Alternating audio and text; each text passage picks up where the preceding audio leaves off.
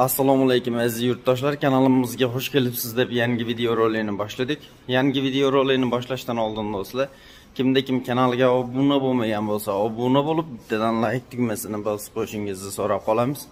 Mavzuga qaytadigan bo'lsa do'stlar, juda ham ko'pchilik shu murojaat qilyapti.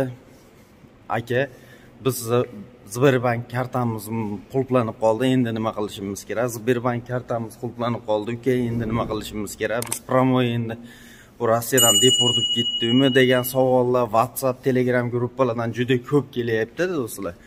Shunga men qisqacha bir ma'lumot berib o'tmoqchiman. Bu hozir reyestrga tushganingiz promoy deportib ketdingiz degani emas. Bu shu 30-aprelgacha dokumentlaringizni to'g'rilab olinglar degan ogohlantirish xolos. Agar lekin 30-aprelgacha dokumentlaringni qilmasanglar, haqiqatdan ham promoy shu Rossiyadan chiqib ketganingizdan keyin qaytib kira olmaysizlar.